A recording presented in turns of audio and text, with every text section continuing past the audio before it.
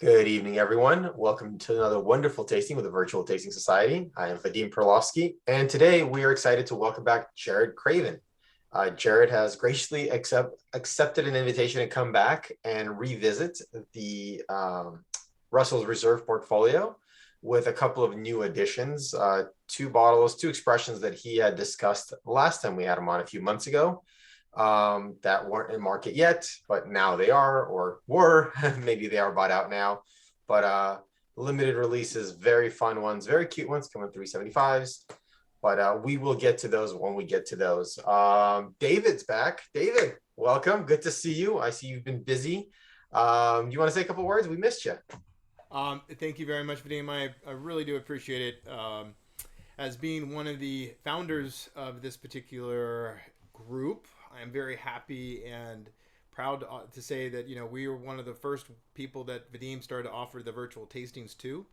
I think we were also again fortunate enough through COVID to be able to have a great many of these that kind of help us through a coping mechanism of sorts.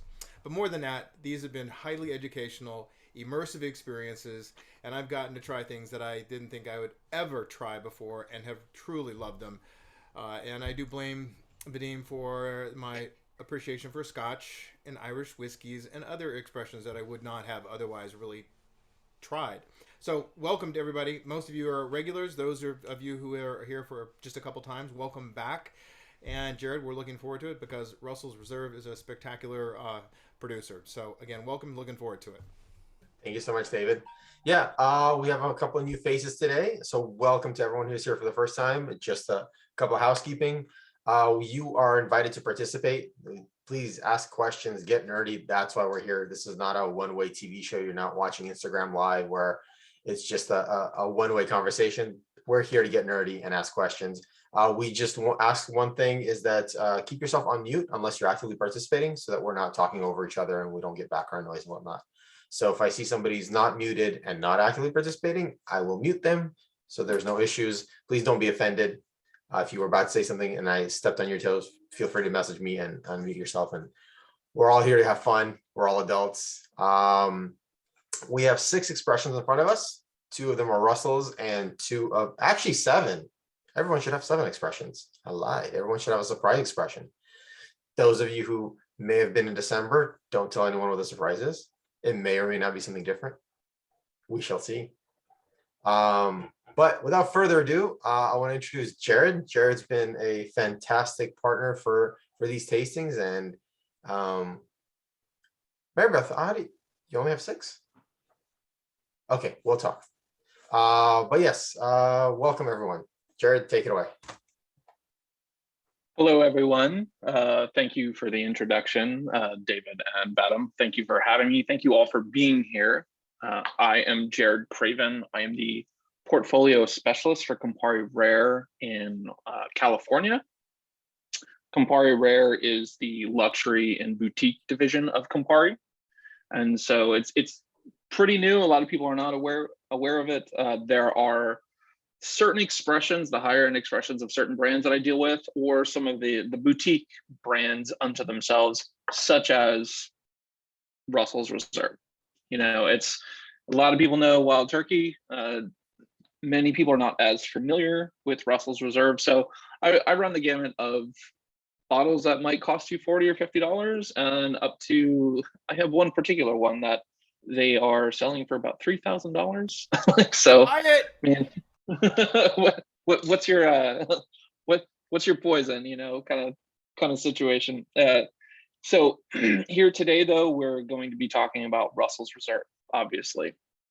So a little background about me personally is I have been a bartender up until my position now. I was a bartender for more than 2 decades. Worked at all types of bars, venues, craft cocktail, restaurants, fine dining, dive bars. I kind of been a little bit all over. Did cocktail competitions, and my very first cocktail competition I ever participated in, which I was very fortunate enough to win, I actually used Russell's Reserve 10-year bourbon. And so it's always had like a very special place in my heart because of that. And when the opportunity came up to represent them and work for them and be a part of Campari, I jumped at it specifically because of Russell's. I'm personally, everyone's got their spirits of choice. I'm personally a bourbon drinker. That's my favorite. And so that's why we're here to talk about this today. So any questions about the Campari Rare division? I mean, I know from the last time I did this, it was very conversational. People just kind of wanted to taste some things, hear a little background, but mostly just chat and kind of converse and socialize. And so I decided to keep it a little more along those lines this time. Sounds good. Can you let us know what order we should put these in? Because people have 6 glasses in front of them. Absolutely. So we're going to be starting with the Russell's expressions. We will go with the Russell's 10-year because that is really the flagship of the brand. And then we'll go into the Russell's single barrel bourbon, just because I don't really love to switch back and forth between bourbon and rye. There's, very distinct differences between the two. So after that, we will then go into the rye after the single barrels. And so then we'll go to the 6-year rye and then the single barrel rye. After that, we'll start stepping into more of the other expressions. I don't think I'm revealing anything here, but the whiskey barons, which I'll talk about more. And from there, you should have Bond and Lillard, batch number 2. So we'll start with that one, and then we'll go into the WB Saffel. And then at the very end, there's one last expression that I'll just kind of save for when we get to that. So I do have my slides here that I was going to share. If is that, are we good to go on that? Everything cool? Okay, cool. So let's see. I'm not the most tech savvy person, so I'm just trying to figure out how to share the slides. Oh, we've had some non-tech savvy people, so don't worry about it. You're gonna be fine. All right, let's see.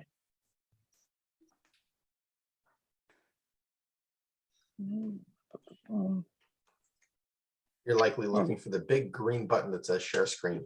Yeah, no, I'm on that. I'm on that now. I'm just trying to make sure, that when I go on to the slides, it's yeah, here we go.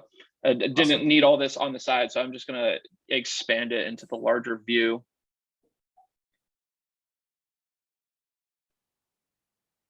All right, everyone see that? Yep, that's great. Cool.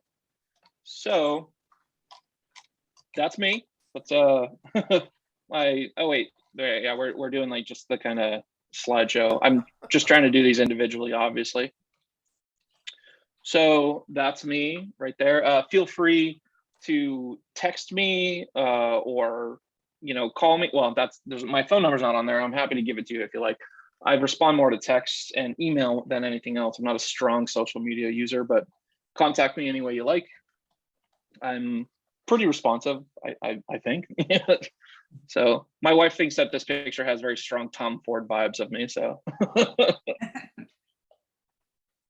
so this is just kind of a lineup of the individual brands that are within the Campari Rare portfolio. As you can see, those first ones there, Russell's Reserve, Bond and Lillard as kind of a representation of the whiskey barons. And we'll be tasting a couple of these, well, those first 2 and then something else in here. So yeah, let's get into it. Russell's Reserve. So for those of you who do not know, Russell's Reserve is basically, it's a friends and family expression from, I'll just go into the next slide so you're not just sitting there. And also I'll say this right now, I don't kind of rely on a lot of formalities. So I would encourage you, as much as you would like to start drinking the first sips of the Russell's 10 as I'm talking, nose it, taste it. I'm sure many of you are aware as far as tasting, if some of you are newer to it, generally the kind of the way I like to do it, it's pretty common, is I don't have anything in this right now, that'll change shortly, but eyeing it to kind of evaluate the color and clarity of a spirit. Nose it, don't hold it too close because you can get a little overwhelmed by the vapors. smell it once, give it a kind of gentle roll, like not a swirl like wine, because wine's much lower in alcohol. Alcohol is a very volatile chemical. So just a gentle roll. And so smell it again to get more of it. Taste it twice. That first taste will prime your palate, move it around your tongue and like over around your mouth. And then that second taste will give you like the full character. You'll be able to experience the full character of this spirit then. So feel free to start smelling, tasting, nosing, whatever it is you'd like to do. Some general background about just bourbon itself, just so we're all on the same page of what we're talking about. I'm not going to go through these one by one. I'm sure many of you are pretty familiar, but basically it's an American whiskey. All whiskeys are grain based, and it has to be at least 51% corn in new charred oak containers. This is a story I really like to a point I like to stop to throw in a story, just because a lot of people think, oh, charred new oak barrels. It doesn't have to be a barrel. It has to be a container. It doesn't even have to be aged in the sense of an extended period of time. Jimmy Russell, the master distiller of Wild Turkey, has a great saying that you can take a charred new oak bucket, fill it up from the still, walk it over to a bottle and pour it right in the bottle, and that's technically bourbon. It doesn't have to be a barrel. There's no size specifications. There's no timing on how long you have to do it. Granted, there are very few companies who would do that, and if they did, it's kind of more thumbing their nose at the industry. But I just think it's important to clarify that. So just distilling it no higher than 160 proof, and barrel entry at no higher than 125. Those numbers have been determined because that's where you maintain the character of the distillate, like of everything that's in it, so you don't lose all of that. And then bottled no less than 80 proof. That's also part of that same notion. No age requirement. When you start talking like straight bourbon or things like that, you do start to get into where you are required to have an age statement, but only based on certain years. As you can see right here, it's aged a minimum of 2 years, but you need an age statement if it's less than 4. This is basically just a reiteration of what I just talked about bourbon. The only difference between bourbon and rye whiskey, as far as the United States is concerned, is at least 51% corn for bourbon, at least 51% rye for rye whiskey.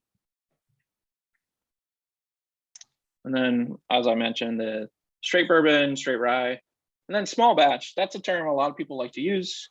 Doesn't really mean anything at all.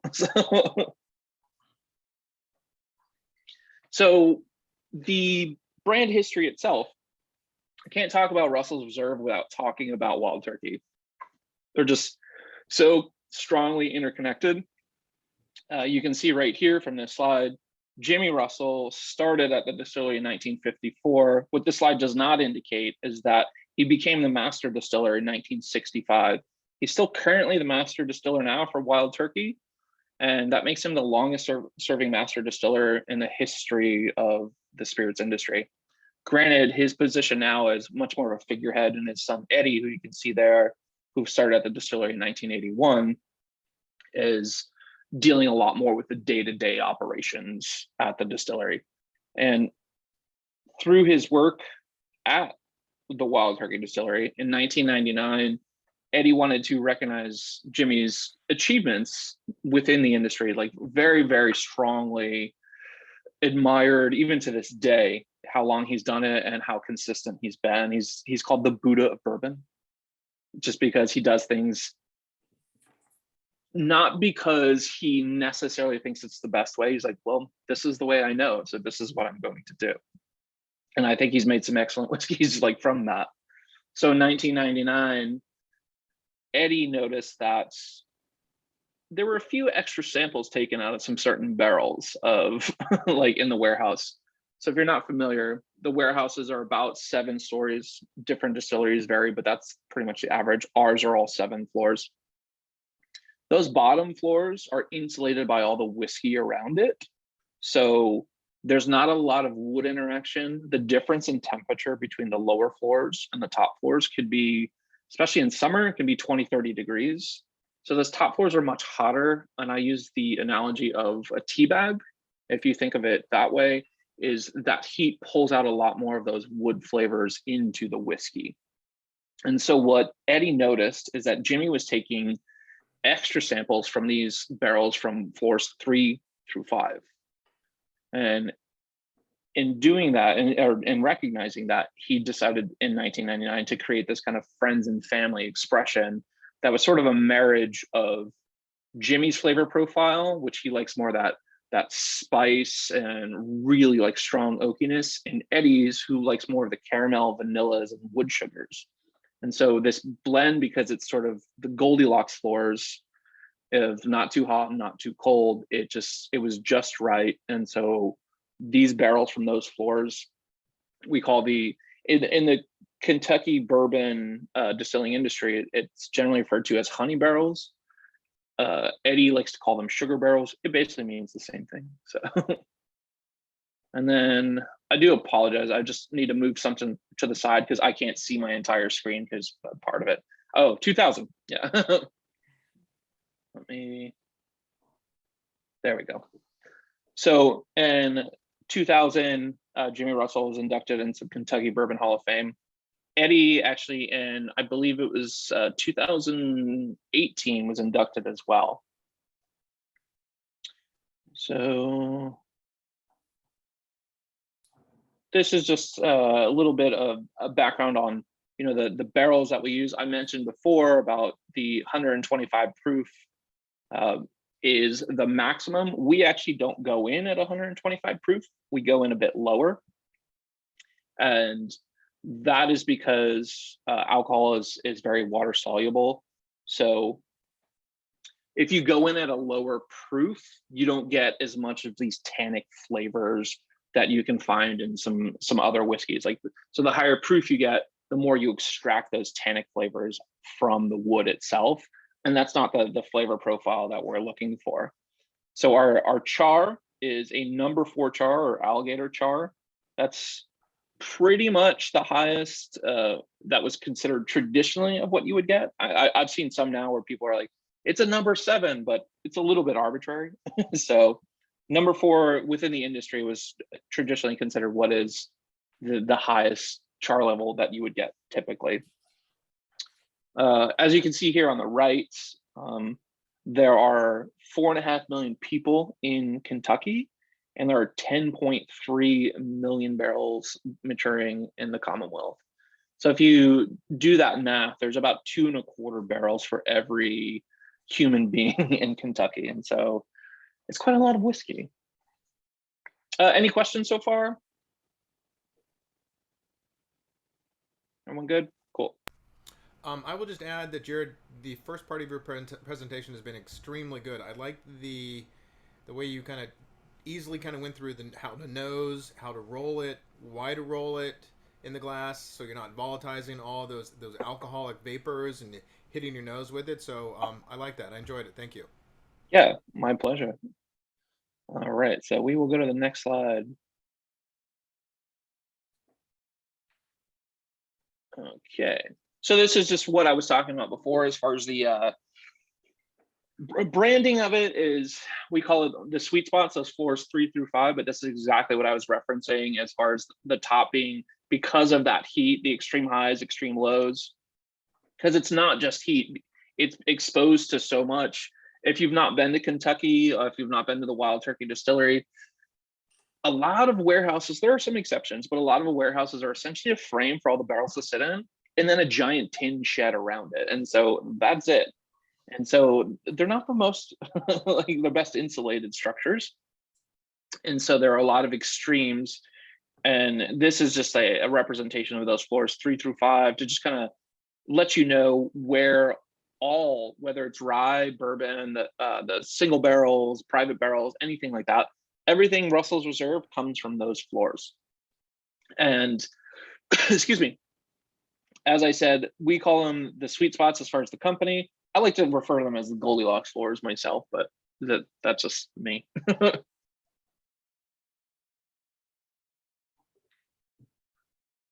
So this is just a wheel to show you some attributes of maturation and some of the flavors that develop just generally, not even just specifically for Russell's Reserve, but just over time.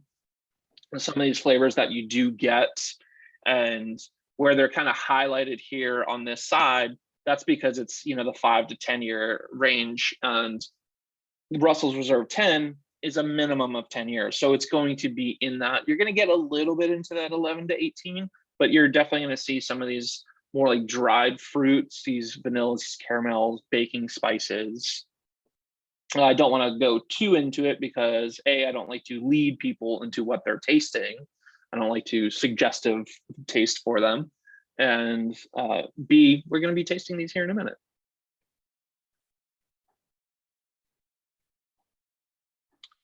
So this just kind of shows you a timeline of how it came out. So Russell's Reserve was not a individual brand. It was initially just released under the Wild Turkey label, as you can see in 2001.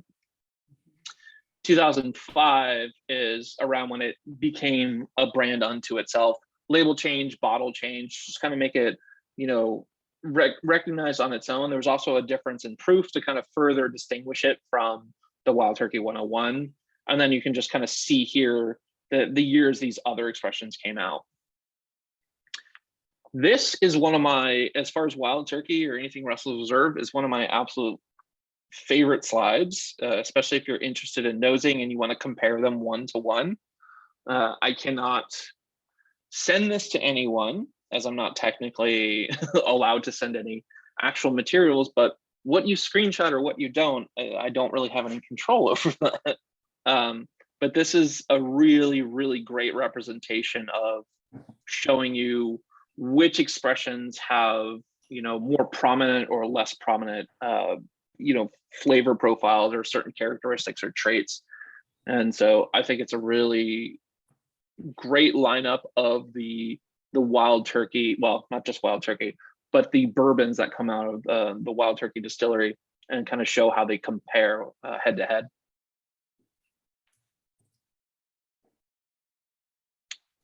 Everyone good so far? Any questions? Jared, who came up with the chart? This kind of that's on this slide.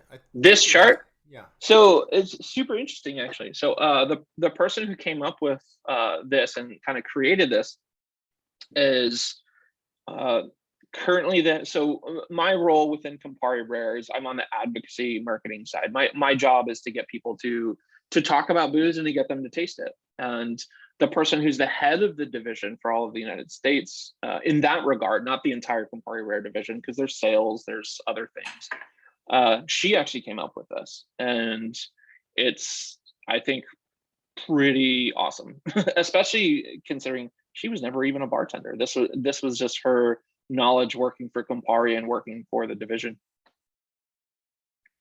Awesome. Thank you. All right, here we go. let's stop listening to me just yammer on about history, which I'm happy to do as much as anyone wants to listen. But I know we're here to actually do some tasting.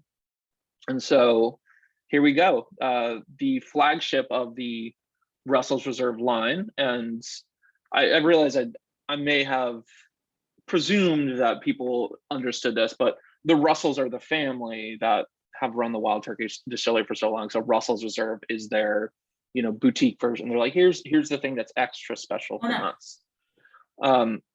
So 90 proof. It's minimum 10 years. You know, I mean, you can read all this. I don't want to just kind of sit there and tell you what you're tasting. You can read what it is the brand thinks you're going to taste.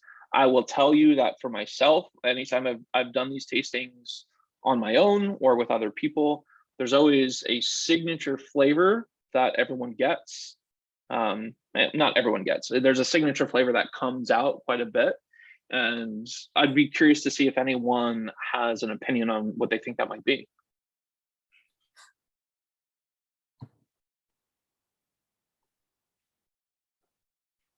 So while I'm doing this, I'm just going to pour a little myself. So I have the full lineup of bottles right next to me. So I know you guys have just smaller expressions, and I wish I could have sent you each your very own bottle, but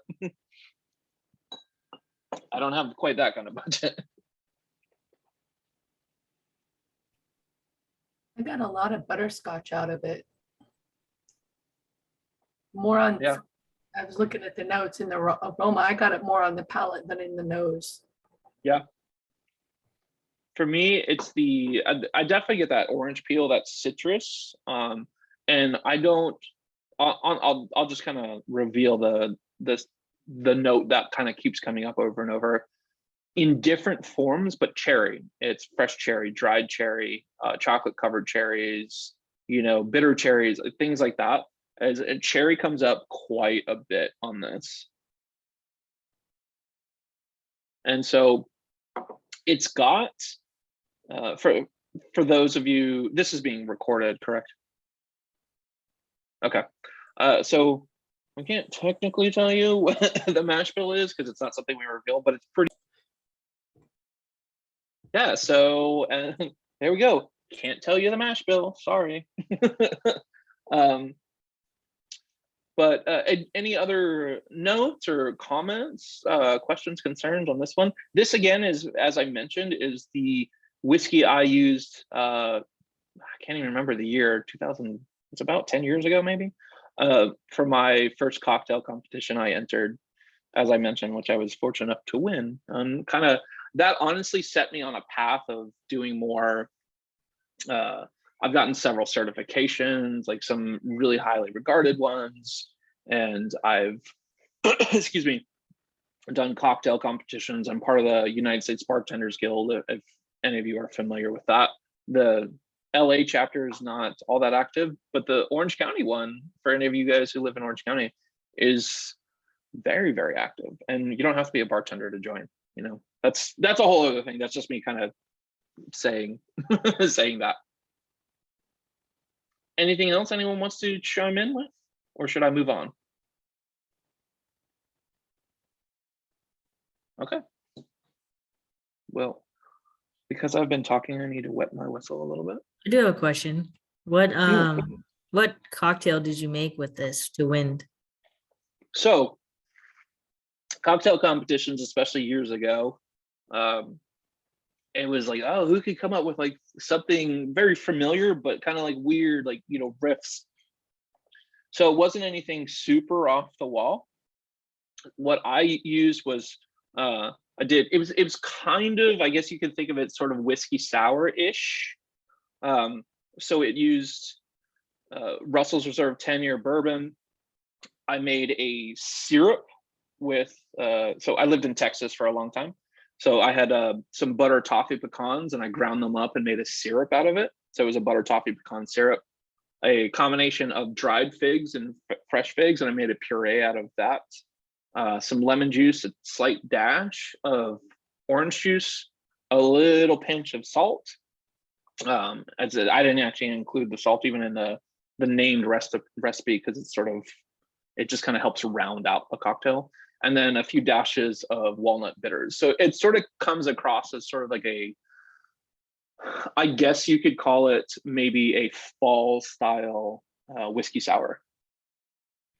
Yeah, that sounds great. Would have loved to try that. That sounds awesome. Well, thank you. I really love my puns. And so it was very much inspired by flavors during the fall and winter that I would have when I would spend holidays at my aunt's, whose nickname, her name was Siobhan, and so her nickname was Cheech, and she always just had all these foods, so I called it the Cheech and Itza. So that's awesome. It came with a little bit of a fig and some butter toffee pecans on the side too, so you can snack on it. All right, so let's get into the single barrels. Well, single barrel initially. And so this is, you can see a bit higher proof at 110, and then minimum of 9 years, whereas as opposed to the 10 years minimum of 10. When you're doing a single barrel, you have a lot more of a range. It might be a 9 year, it might be 11 or 12. It just kind of depends on a lot of factors, like when was it barreled, like where is it sitting at in the distillery, what was the temperature like at a certain summer or things like that. So that's why it says a minimum of 9 years, because it can change, it can fluctuate.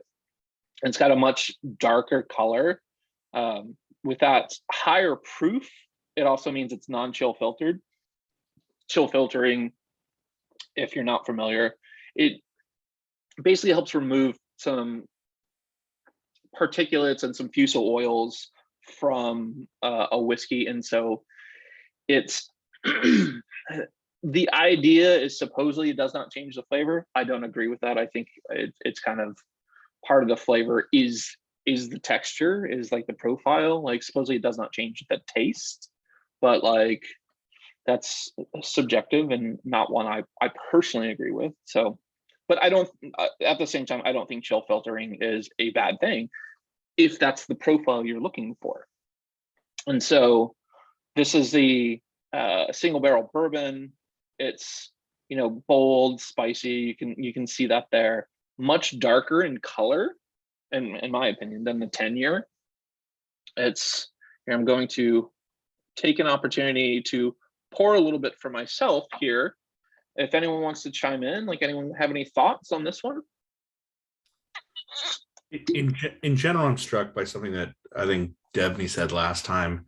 You know, those of us who are really into this, we spend a lot of time trying to find stuff that are hard to find and allocated or new things. And it's so easy to forget how good some of the classic, fairly regularly obtainable bottles are, including 101. I'll put 101 there. But yeah, my last one, by the time we got to tasting, the first one was done because it's just so smooth and easy. And then this one, just similar, added a little bit of water just to let it open up a little bit. And it's just like, oh, okay, that's right. I don't have to like hunt on the internet or go to 12 stores. There are these just regularly obtainable bottles that are really good. And there's a reason why so many of them get sold, because they're just fucking good. And to just remember that it doesn't have to be the chase for these, because there's stuff like this that's just out there that's just good. Yeah, no, I 100% agree. And that actually does bring up a really good point, is that I think for those of you who don't know, pretty famously, Blanton's was the first single barrel bourbon on the market. It doesn't mean it was the first one to ever exist, but being on the market versus existing are two very different things. And so it was the first one on the market, and all the bourbon makers, you know, they were like, "You're crazy. What are you doing?"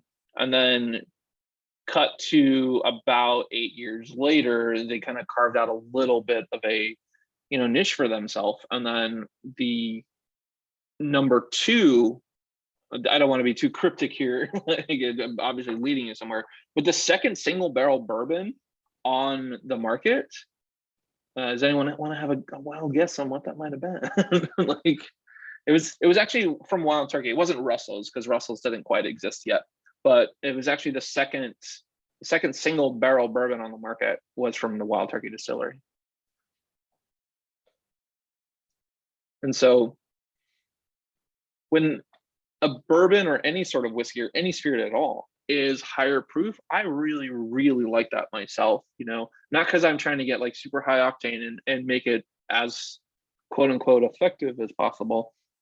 Is what I love is like, you have much more of an option to then temper it down with a little bit of water or temperature. Even like if you chill something versus just having it room temperature, versus, you know, add cold water or lukewarm water, things like that. And even just like a few drops can change something so much. And that's why I find higher proof bourbons, especially like single barrel bourbons or any sort of spirit, very, very interesting, is because you can have an entire tasting experience from this one thing by just adding a few drops of water or slightly changing the temperature, which is not the same for, say, like Russell's Reserve 10-year, is that's meant to be just kind of enjoyed how it's presented already, whereas the Russell's Reserve single barrel bourbon is, you have a lot of choices you can make in how you consume it. And so I think that's really cool. All right, so I will move on now, unless anyone has anything else to add. I will move on to the main difference between the single barrel and the 10-year is it's essentially the same whiskey goes into both. It's just, this is just one barrel They were picking out barrels and they just out of the same Correct. One of the barrels So, the same barrel, same everything. Normally would have been part of that batch that's 10 years old, but instead they said this one's really good. Let's bottle it on its own. yeah, it's one that's kind of getting where it needs to be, where not where it needs to be, but where it's just very excellent on its own, that it doesn't need to be blended. So even the idea of Russell's Reserve in general as a brand is, instead of Wild Turkey, which blends whiskey from all 7 floors, Russell's Reserve is like, well, let's kind of hone in on these because you get different flavors from just these floors. So if we just focus on these, and then with the private barrels, rather the single barrels, is within those same floors, tasting as you're going along, and just like, you know what, this is really interesting on its own, which is why very rarely will you find a single barrel expression that's going to taste exactly the same as another single barrel expression from the same brand. Like, so obviously if you buy a couple out of the same case or something like that, that's one thing. But if you buy one single barrel bourbon of Russell's, say at one liquor store and another one at another, they're not going to taste exactly the same. They were all, as Vadim, you said, they were all destined to, initially the idea was to make them be part of either Russell's Reserve or part of the larger Wild Turkey brand, because Wild Turkey still pulls from floors 3 through 5. So it's not like that just goes away because Russell's is now a brand unto itself and gaining a lot of popularity. But yeah, so it's very much, that is the main difference, is rather than a blend of several barrels, which is Russell's 10, and being at least 10 years, the single barrel is at least 9. It's also the difference of the proof, because that proof allows you to taste much different flavors. So, temperature and alcohol content are two probably the most influential factors in how you taste something. And so proof and temperature are really going to change a whole lot. So if you had this and you proofed it down to 90 proof, it might taste somewhat similar to some of the 10-year bourbon that the Russell's 10-year that you've had, but there's still going to be differences because of that different age and just a different blend. It's an entirely different experience having a sip out of a single barrel than it is having something that blends a bunch of things together. It's single malt Scotch versus blended Scotch. They're different experiences. Yeah, so we're familiar with picking a barrel, right? I can't imagine how many single barrels you're putting out if that's a core. Really, like how many, you know what I mean? Like, let's say you have 1,000 barrels, 900 of them go into the 10-year, and then 100. Like, how is that? I'm just curious, like how those numbers add up.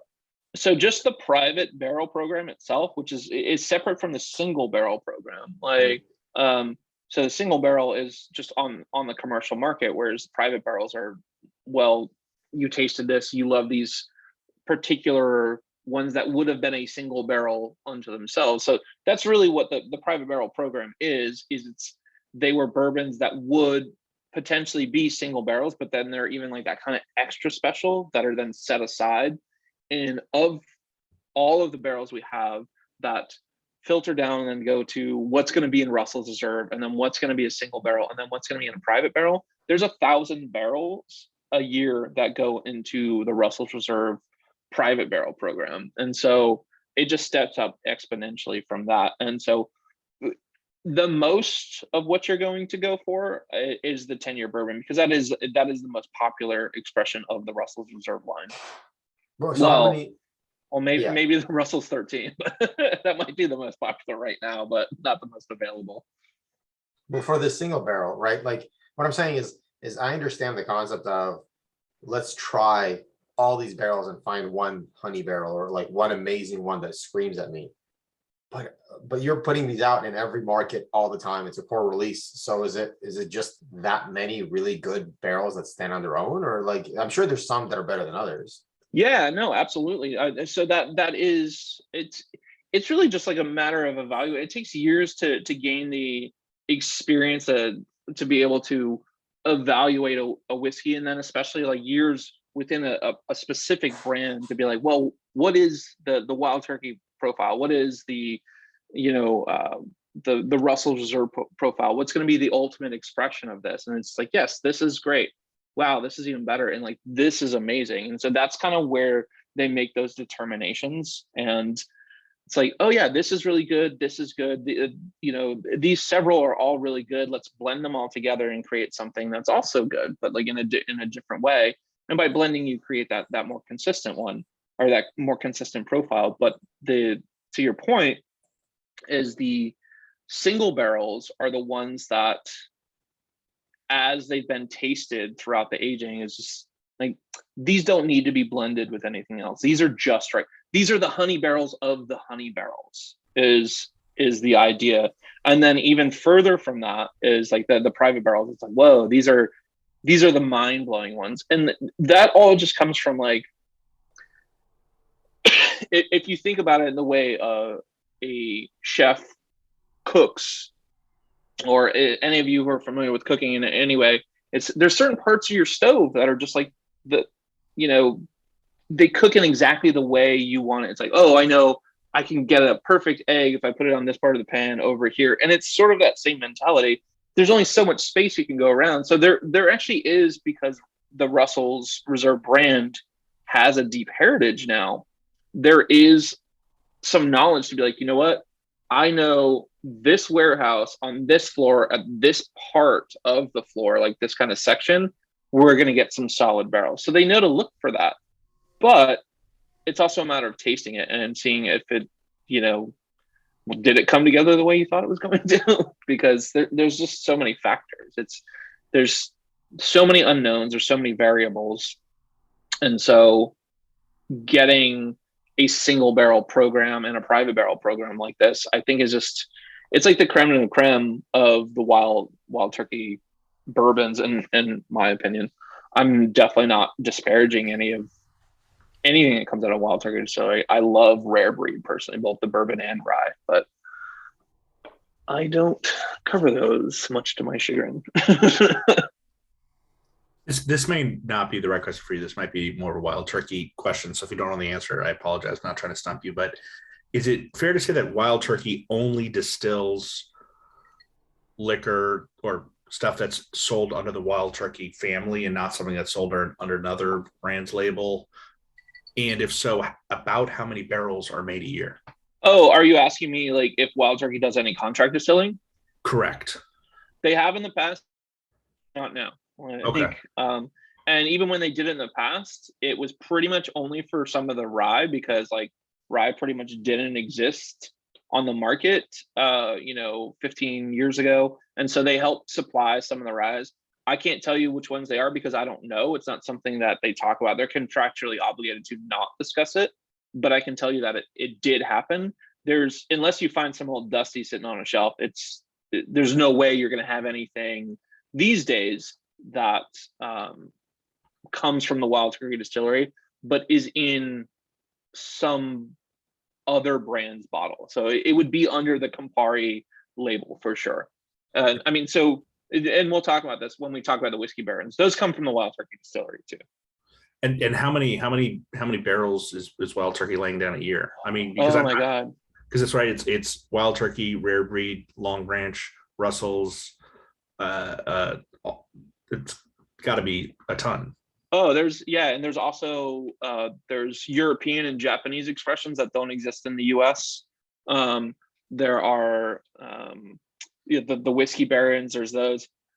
I honestly couldn't answer that question. No, I knew that was more of a Wild Turkey question. I didn't mean to. Again, I'm not trying to. No, not at all. Like part of the reason I can't answer that question though is because I mean, I started working in this position 6 months ago, and from the time that I started working, what they were filling per year versus what they're filling now versus what they were filling 2 years ago, it has changed so much. They are increasing their production quite a bit. They increased it throughout COVID a whole lot. So I don't actually know where it sits right now, but they were doing quite a bit. I can tell you that there were several.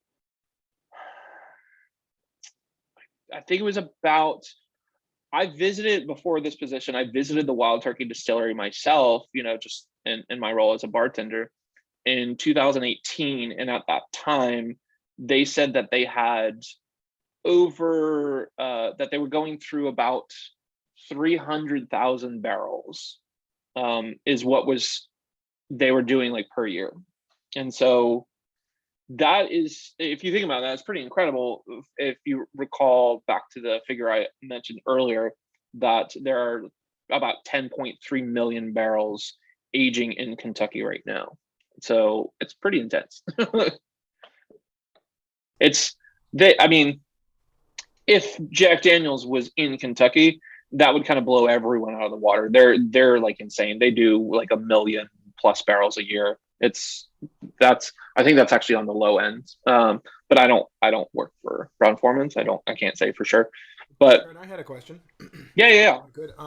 Going back to I think what Vadim was asking about the single barrel.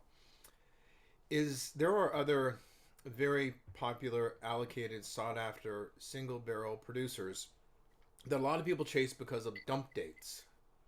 Mm-hmm. So are your bottles like this barrel was dumped on this date of this year? Oh, are you asking if we're doing that, like if we highlight the dump date? Correct. So no, we do not like that's information people do. I'm finding, for sure, people are definitely more and more interested in that. It's not something that they're doing right now. I couldn't tell you exactly why. My presumption would be that when you start putting the dump dates, it then does start to get to be this much more highly sought after. It's a factor that adds to people kind of nerding out and like really pulling everything off the market and making it less available. And I can tell you for sure, like one of the things about Russell's Reserve is they're not trying to make something that's so exclusive either from the branding perspective or from the pricing perspective that they want to abandon what so much of Wild Turkey is about. And that's about getting a great bourbon at a very affordable price. I mean, So like I said, I don't work for Wild Turkey. To kind of mirror what other they could are doing, they just Yeah. want to kind of create this kind of tater effect where everybody's hunting down particular dump dates for their kid's birthday or their birthday or anniversary. Yeah, they absolutely could. And the caveat there is, like I said, that's my presumption. I cannot do that from a perspective of like this is what I was told. That's my presumption because it's something I've been interested in. And it's like, oh, I've asked, why don't you do this? And the response I've gotten is just like, we just don't. It's just not how we do it, which is a very Jimmy Russell response. That's a very much a, well, why do I need to do that? This is how I do things. Like I don't need to do what everyone else is doing. I do things the way I do them because this is what Bill Hughes taught me to do in the 50s. And so that's what I do. Right. Thank you. Appreciate that. Yeah. All right. Let's taste some rye. As the joke has been made 8 million times with Matthew McConaughey working for Wild Turkey is all rye, all rye, all rye. Wait, really? Oh God. Oh yeah. So Long Branch, if you're not familiar, Wild Turkey Long Branch was so basically Matthew McConaughey came on as a spokesman and was just like, hey, I want to create a bourbon. Went to Jimmy Russell, was like, I got this idea, like I want to do a bourbon. Can I make it? And he was like, nope. Like, that again, very Jimmy response. So he did not create Long Branch, but he kind of suggested like, this is what I want to do. For those of you who are not familiar with Long Branch, and we will be talking about it in a bit because it's very relevant to one of the other things we're going to taste, is Long Branch it's Wild Turkey bourbon that has been filtered through, it's charcoal filtered through oak and mesquite. So it's got a lighter profile and a bit of a kind of slightly smoky profile from that charcoal flavoring. Well, flavoring. But 6-year rye, you can see that this is the same proof as the bourbon. They're both the same proof, 6 years as opposed to 10 minimum. And that's because rye whiskey in general, you can get away with aging it much less than bourbon because of that corn sweetness starts to come out around. For a lot of bourbon makers, they'll say the 6 to 10 year mark is where it kind of hits its not necessarily peak, but where it kind of comes into its own, and then from there you age it depending on what you're looking for. Rye, because of that spice, that dill, that earthy quality, that white pepper, black pepper, all of that starts to become a bit more overpowering the way if you start to age it more, which is why you don't tend to see ryes on the market that are very long aged, because it can be a little much. Again, though, this is a Kentucky rye, so it's just past that rye threshold, so it's still going to be pretty. It's not going to be overpowering with the spice and dill and earthy notes that you see on many ryes.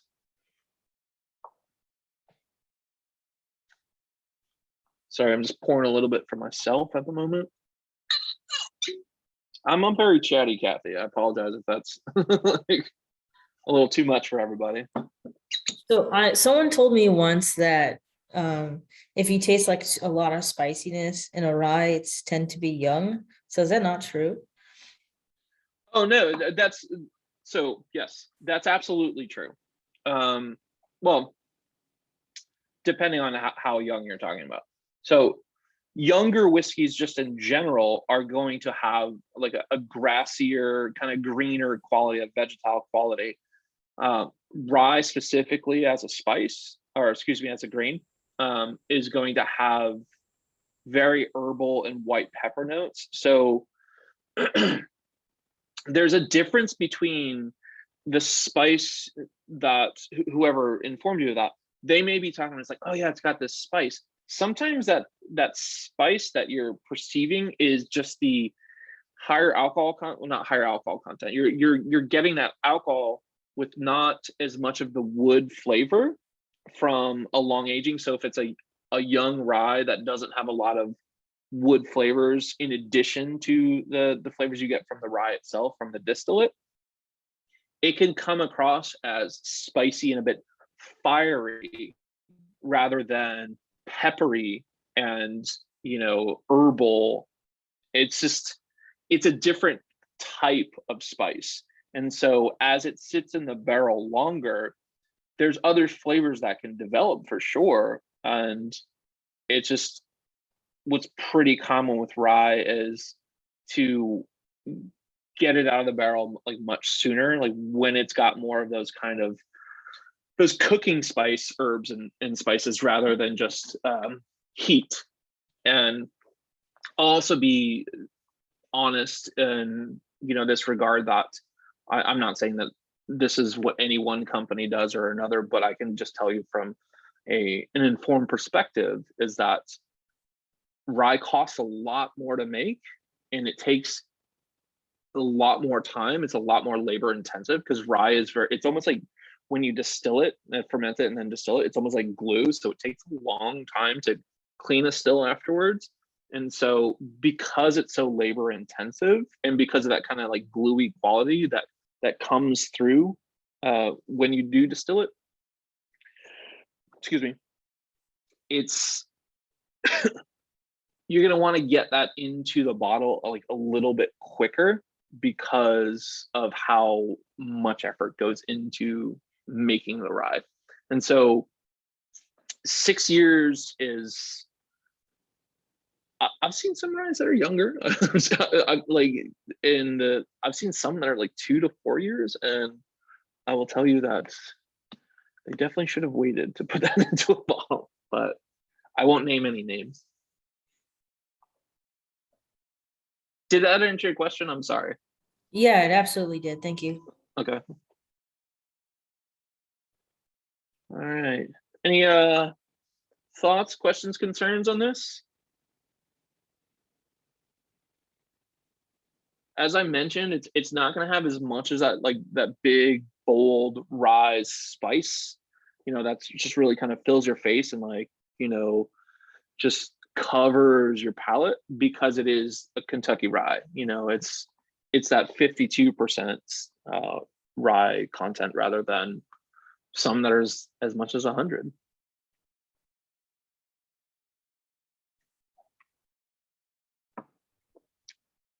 All right. Well, let's get into the single barrel of the Russell's Reserve Rye. If you notice here on the proof, this is a bit different. It was 90 and 90 for both the 6-year rye and the 10-year bourbon.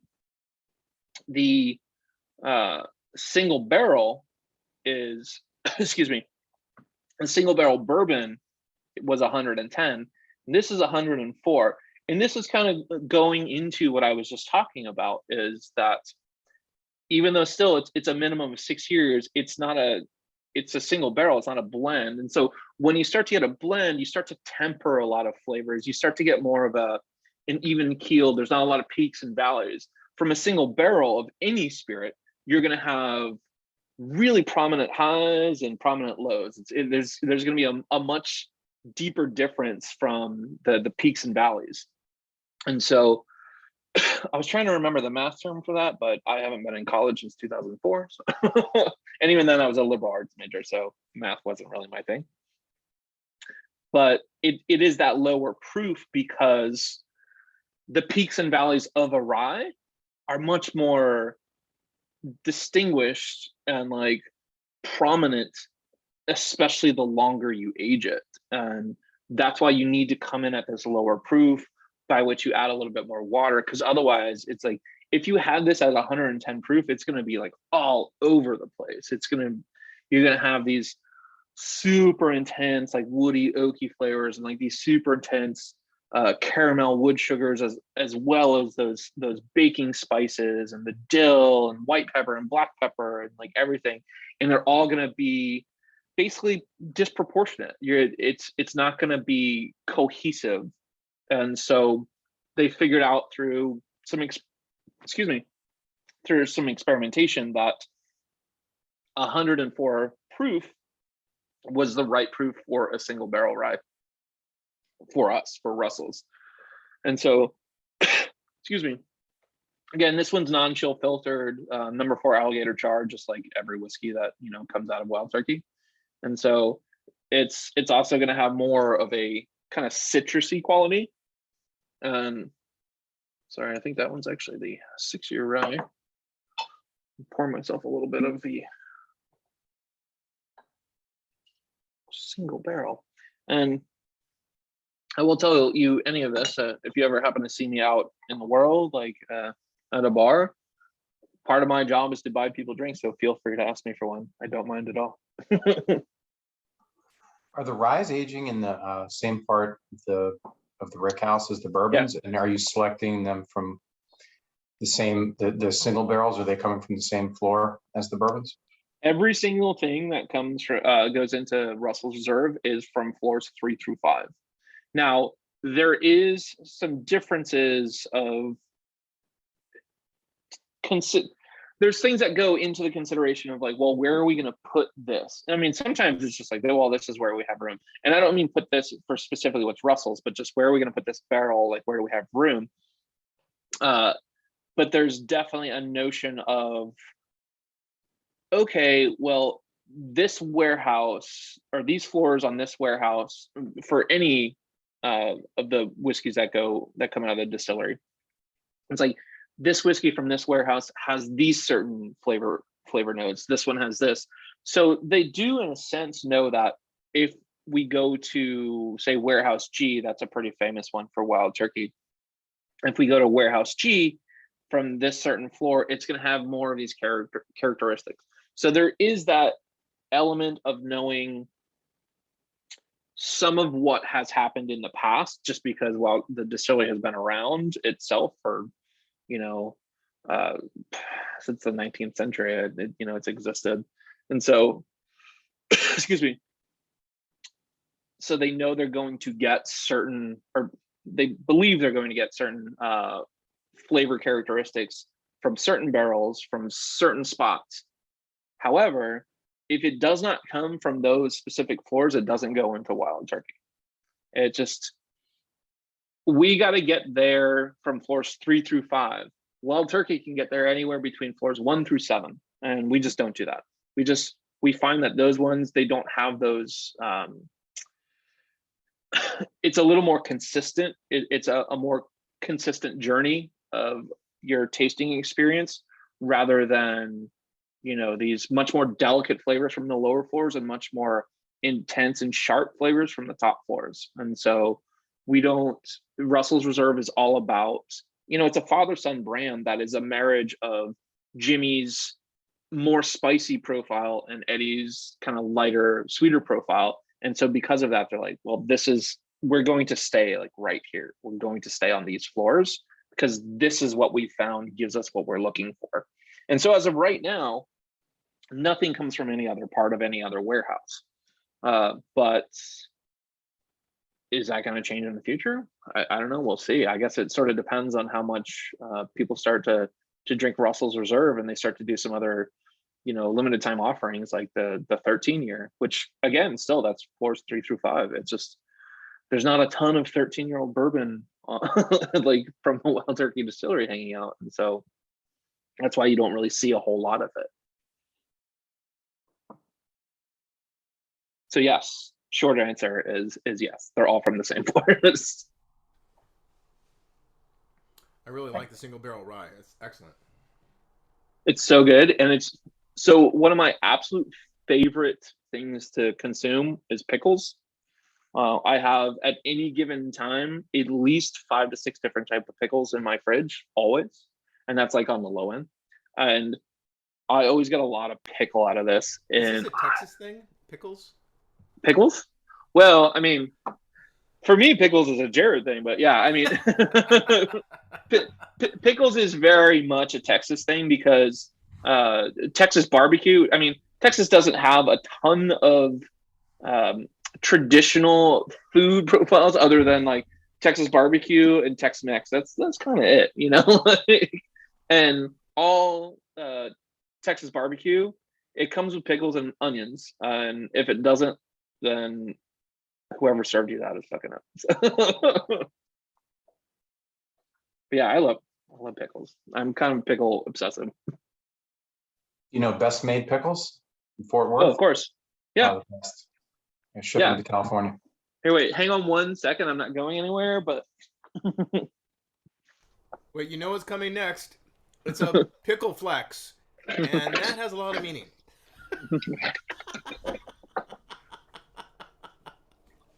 Sorry, Lori. so when I moved from Texas to Los Angeles, I made sure to bring several cases with me of, can you see that? Best Made pickle beer. So this stuff, it's a Gosa with literal Best Made pickle juice added to it. And so it's absolutely excellent. I love it. Oh, I guess did my slides disappear? No, I decided I wanted to highlight whatever pickles you were going to show us. Oh, So- okay. So I kicked out your slides just to make your pickles really huge on the screen, you know? Yeah, for anyone who does not know, there is in the farmer's market over by the Grove, there's a pickle stand, and they have some pretty awesome pickles there. They're a little pricey, but the mustard ones are my favorite. My wife actually carries around yellow mustard in her purse just for me, in case we ever go somewhere and they don't have yellow mustard and I need it, because I need that kind of pickly, vinegary like quality. There you go. Very cool. I mean, she also carries around 30, like literally she counted.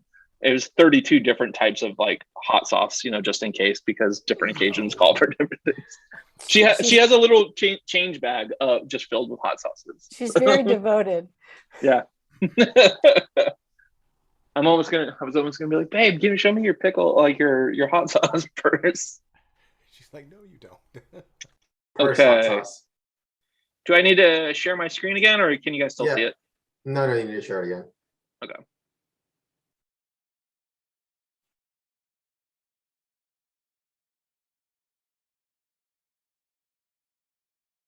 Yep, we're seeing it now.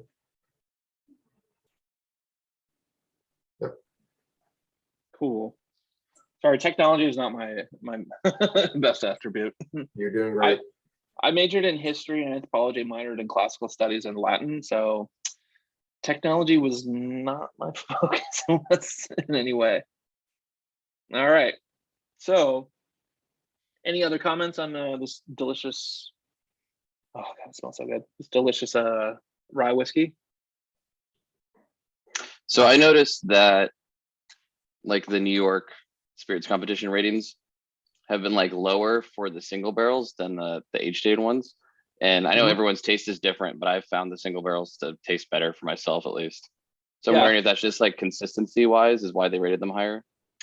It's quite possible, like, to be perfectly honest.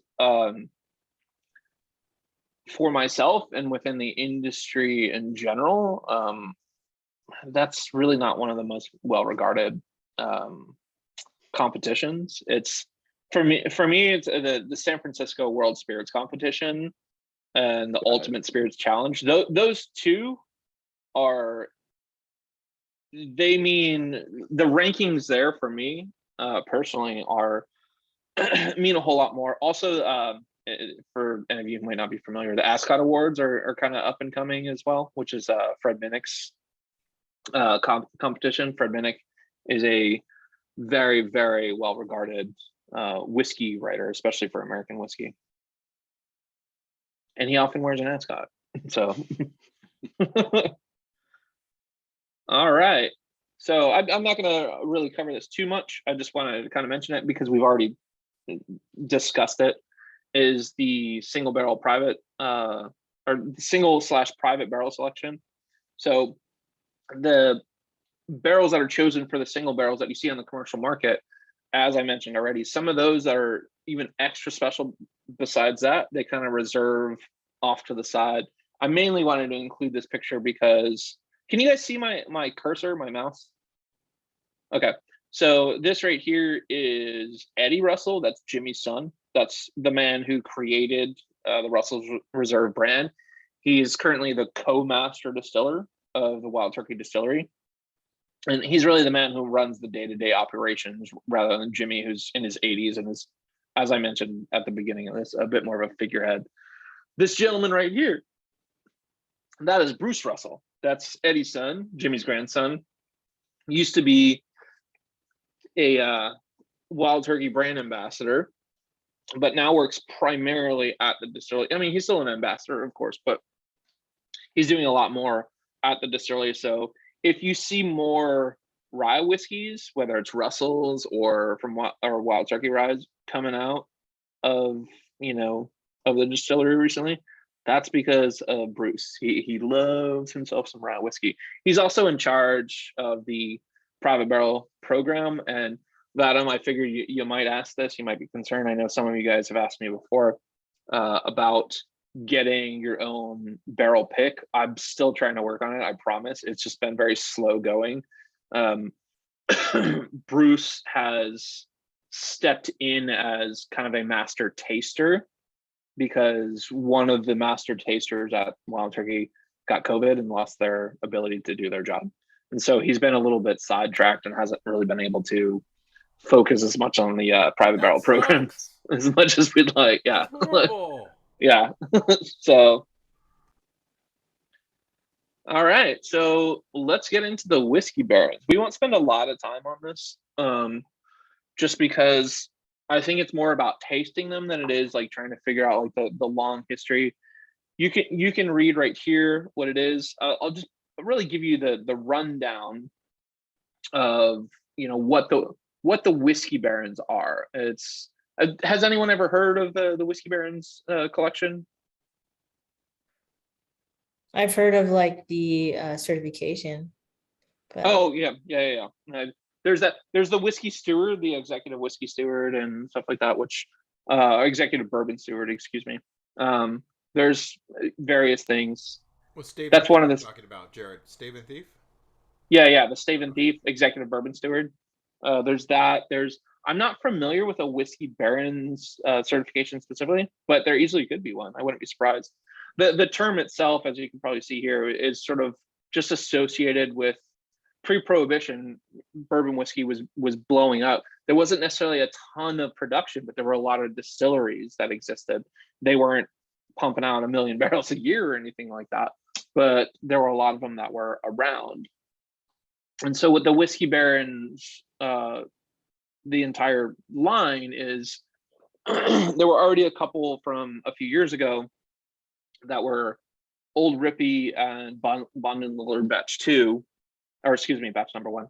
And so what they did in order to create those is there were some old pre-prohibition labels that existed that, you know, as these distilleries started to kind of go out of business, especially because of prohibition more than anything else, is at the Old Rippy distillery, which eventually is what became known as the Wild Turkey Distillery, is a thing that was pretty common in the area. Brown Foreman has done it. Like a lot of the brands that you still see kind of existing today, the reason they have such a deep selection of all these other labels is because they bought them up as, you know, the companies were going out of business and going defunct. And so what the Whiskey Barons is these pre-prohibition labels that went out of business.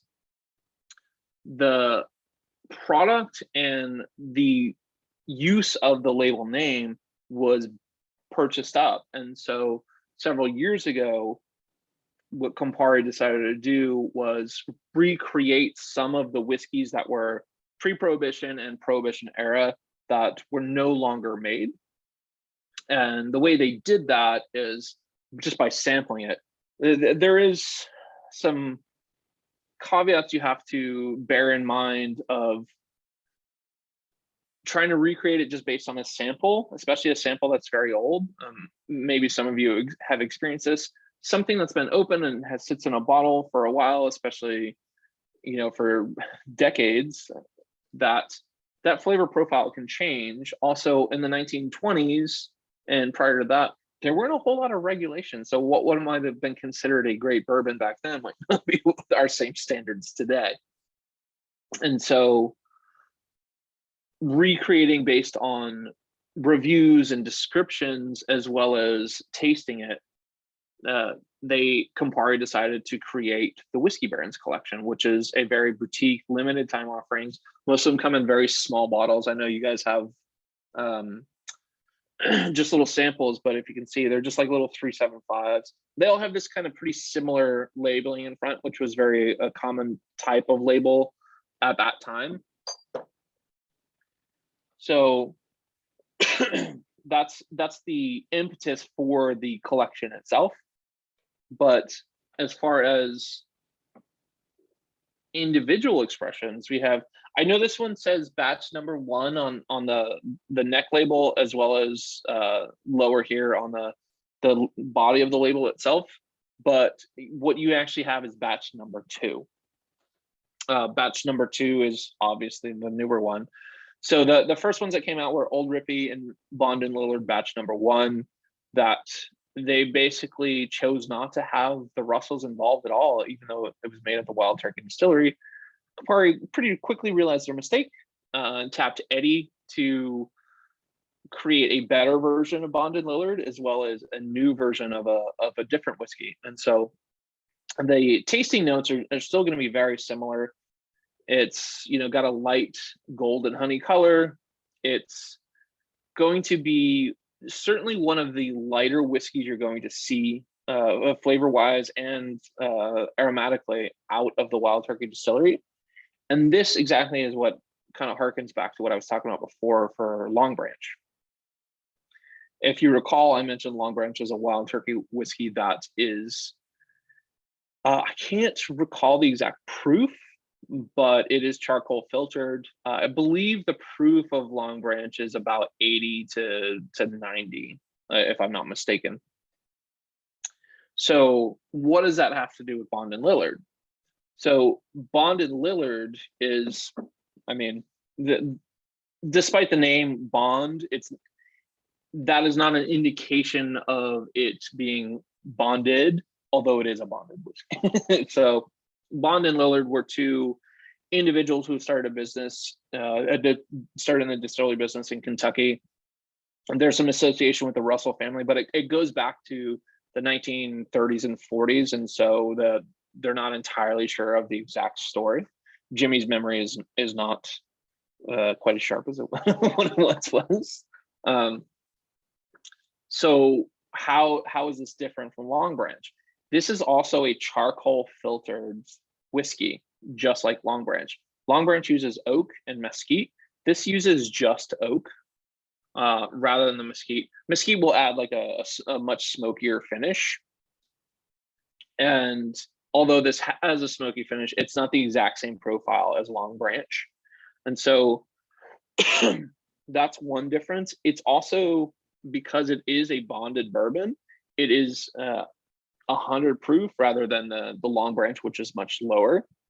And it also has, excuse me, I apologize for my pause here because I'm trying to recall what it is, the age of Long Branch, because I don't work for Wild Turkey directly. And to be perfectly frank, I'm not 100% positive, but it's right around the 4 or 5 year range for Long Branch. There's some other ages in there, but this one is a blend of 4 and 6 year bourbon. The first release they did was 6 and 7 year, and for some reason it just didn't work. I think the similarities of them, they were just too close, and so it just kind of ended up being a little bit muted. And so that's why they came out with the number 2, because Eddie saw that there was still opportunity here, that this was still a brand that could have done something interesting. He just was like, this current version is not quite there. And so he tweaked it a little bit, changed the age and the blend of what instead of it just being 6 and 7, he chose different ages and aging them, or excuse me, blending them in different proportions. And so that's really the main difference between number 1 and number 2. And then just sort of a quick, well, what's the difference between Bond and Lillard and Long Branch? You can think of Bond and Lillard as the big brother to Wild Turkey Long Branch, if that's helpful. Anyone getting anything interesting or fun on this?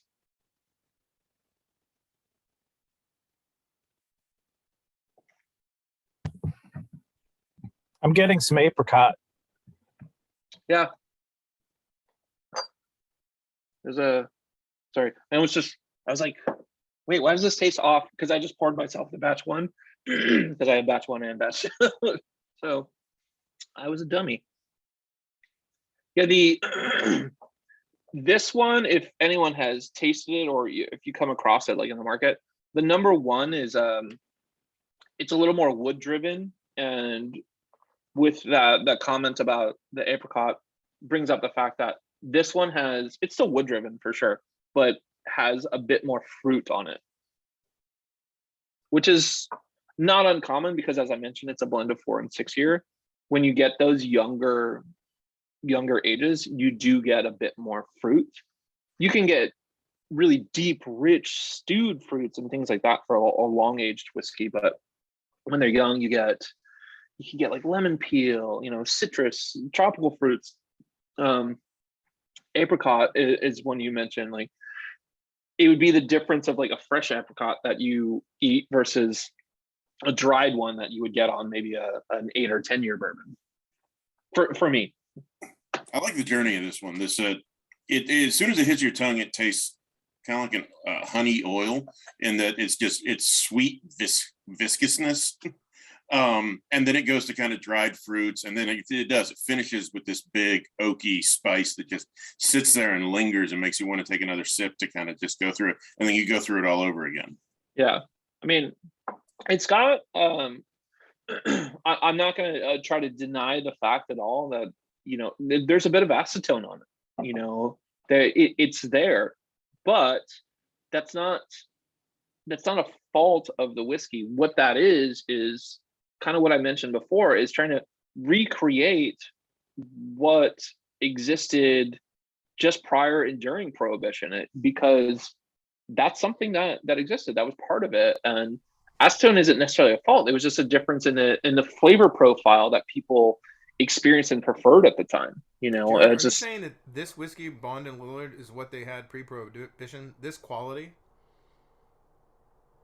so this is a recreation of one of the pre-prohibition bourbons that existed. So yes, I wouldn't say that this is the whiskey that was pre-prohibition, but it's a it similar quality.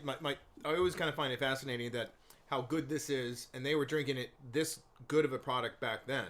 yeah. I wonder all of the family members of the people that were drinking whiskeys were having problems and wanted prohibition because they were drinking themselves blind. Oh yeah. I mean, there's I'm sure many folks know is that, you know, prohibition really hit its stride as far as being able to be enacted from. It was a lot of, you know, matters of like suffragettes and, you know, women's movements, Yeah. and that, Temperance. yeah, temperance for sure. And, you know, so much of that is just very much tied to people just getting freaking wasted and being you drink jerks something and like this, like Jason beating just their said, it's like if you had it and you know it just made you feel good real quickly, and then Yeah. you know you go nighty night real quickly because you just can't stop drinking it.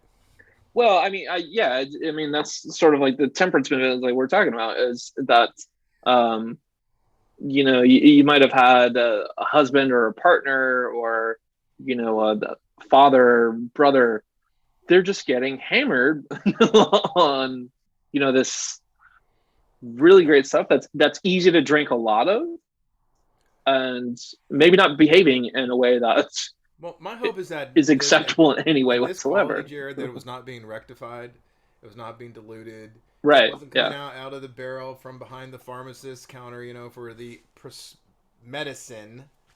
Yeah. I mean, this is one that was it didn't make it through Prohibition, so it's like you're getting a pre-Prohibition, like a pre, you know, it's not a crappy version of it.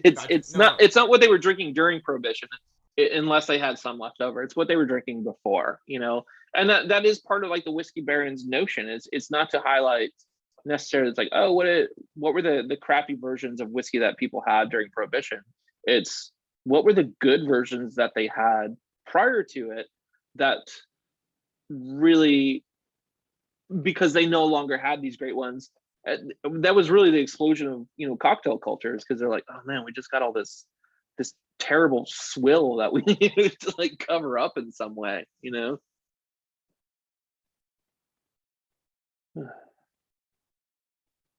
I get kind of, might just be the Florida in me, but I get like a really beachy like nose from it, you know, like it's kind of, I get like some salinity and kind of a sandy quality. Definitely for me, most prominent is like these wood characters, but there's just this kind of background that might just be because I grew up, as I said, like in Florida, and so I've consumed whiskey sitting on a beach before. So. Definitely get a lot of wood. It's great. Cool. All right. Well, let's move on to the other whiskey barons, which the initials of it are a little confusing. So that's not WB for whiskey barons. It's WB Saffel for William Butler Saffel, the name of this individual who created another one of these brands. The Saffels are actually much closer tied to the Russell's family. So Bruce Russell, who I showed you before, Jimmy's grandson, went to Saffel Elementary School. The Russells at one time in the early 2000s lived with the Saffels. Bruce's first boss was a Saffel who worked at the Wild Turkey Distillery, excuse me, in the visitor center, and so that was his first boss. So like they're a lot closer tied to the samples, and so WB sample is, it's actually possible. I've not seen it myself like firsthand, but I have seen it existing. You can still find some WB sample that exists that's not part of the Whiskey Barons collection. That is just still some of the WB sample that exists out in the world. Like, I don't know how much it would cost or how it would taste, but I have seen it like online. I've seen that it existed. And so, excuse me, this one is, I mean, it's darker color, so it's a medium amber instead of copper. Excuse me, I'm going to get a little bit of this in my glass real quick. There was not a previous version of this. This one says batch one. It is batch one. It's you can see labels a little bit different. You can see that on the slide too. I don't know why I held that up, but there was not a batch one of this. This is just a pure Eddie Russell creation that I'm not gonna lie, this is one of my favorite things that comes out of the Wild Turkey Distillery right now. This is really, really interesting because it is a blend of 6, 8, 10, and 12-year-old bourbon. That makes it the only 4-year blend that comes out of the Wild Turkey Distillery at all. Rare Breed, for example, is 6, 8, and 12. That's a blend of 6, 8, and 12. This includes 6, 8, 10, and 12. And so this clocks in at, I believe it's 107 proof. I just want to make sure that is still accurate. Yeah, 107. So this is 107 proof. Wild Turkey Rare Breed bourbon is right around the 114 proof range. So whereas I had compared Bond and Lillard to Long Branch, this is sort of a little brother to Rare Breed. So if you're a fan of Rare Breed, this is very similar. But really the main differences are lower proof and more a blend of 4 years rather than just 3 that you see. And what that does, that blend of those extra years, is you get really like deep sugar notes. I mean, you can see right here where it says dark brown sugar, sweet vanilla, dark dried fruit. That's because you have that 10 and 12-year bourbon in there, along with the 6, 8. That kind of rye and spice that comes more from that 6 and 8-year range. And it just, choosing all these different years allows you to get a lot of different flavors. And this, I mean, if this is something I could have gotten in pre-prohibition, I would have been a pretty happy man. Yeah, I'm a pretty big fan of this. I picked up a bottle whenever it first came out, but I think that was running around our tasting in December, and I think I have 3 or 4 currently. I've gone through 1 or 2. It's really good. We had at a bottle share with some people, and there were some other bottles that were similar sort of examples of people who know what they're doing, kind of doing something special, and you can sort of tell this is like a pet project of someone who knows what they're doing. I don't know. No offense to Bond and Lillard, I don't love it. It just doesn't hit my palate right. But I think it's fantastic.